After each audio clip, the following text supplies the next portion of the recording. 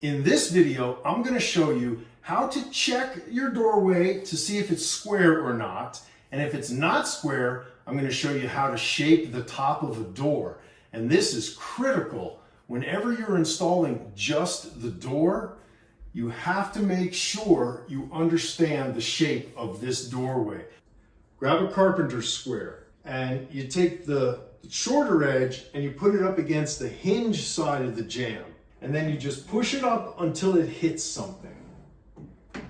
Okay, so holding it against there, it now hits something, and this is ideal. With the square flat against the hinge side of the jamb, the top of the square touches the jamb. That means our jamb is square. So now we don't need to shape the top of the door. So let's imagine you've cut your door, you cut it to width, to length, you shaped it, and now you're doing your first test fit, and you put it in, and it goes right in like that. And it looks great. Of course, my cardboard's a little tight, but you get the idea. Now, I've taken another piece of jamb, and I just wedged it in here on an angle. So let's imagine you don't know how to do this, or you didn't even check. And you cut your door, you measured it, you shaped it, now you do a test fit. And you got your nice square door. And then when you put it in, you go, oh no, look at this horrendous gap I have up here. And the client's watching you, they go, hey, what's going on there? The telltale sign most often is a big crack going out the corner of the top of the jamb. We break out the carpenter's square, same thing. Short edge against the hinge side of the jamb, and just push it up until you hit something. It hits over there, but here, it's not hitting the jamb. I've got a gap. So that tells you, since this is square, that your jamb is going up and away from the hinges. Now, where the end of the square is, I'm gonna measure that. And that's a 1/2 inch. Now, we're gonna transfer this angle to the top of the door. I always orient the door before I do any cutting or shaping.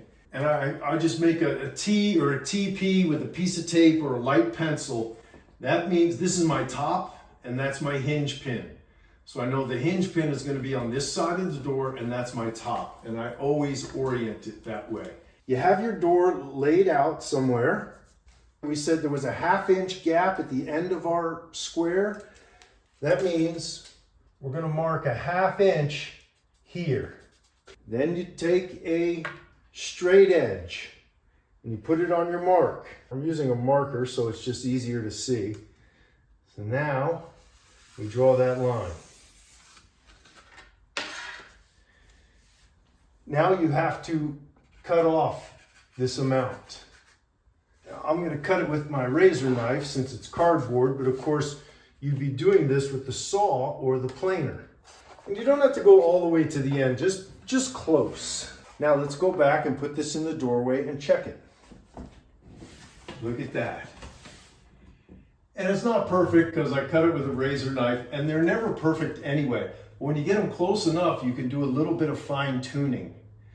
Now, how are you going to get this in to test it if this is the first cut you've done? Great question. Once I've shaped the top of the door, I measure from the hinge side down and subtract 3/8 of an inch. Because that will give me a 1/8 inch gap at the top, and that'll give me a 1/4 inch gap at the bottom. And that's the minimum I need just to get the door in to test fit it.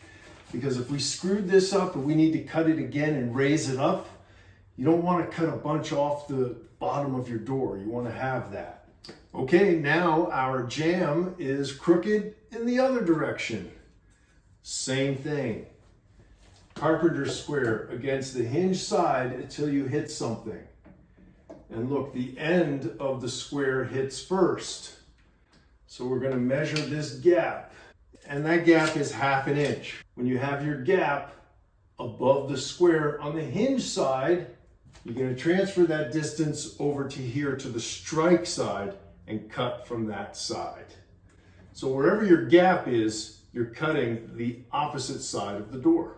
since we had a 1/2 inch gap on the hinge side, we're going to mark a 1/2 inch here on the strike side. And then we draw our line.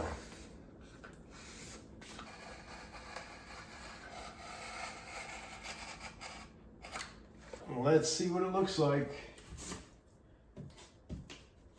Now you see, cardboard's not accurate, but you get the idea. You see how it works. Here's an example of a jamb that's out of square.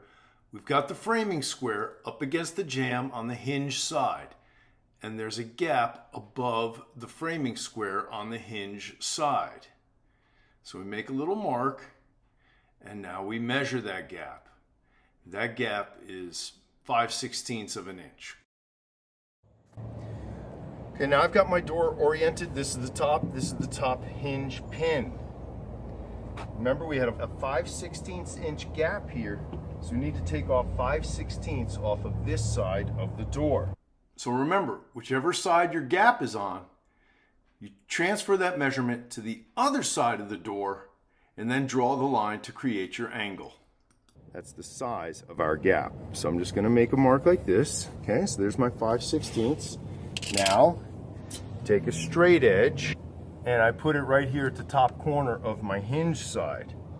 So here I got my 5/16 on my strike side, and I draw this line right over to the hinge side. Okay? Now I'm demonstrating how to plane an angle, and this is explained in detail in the section on planing.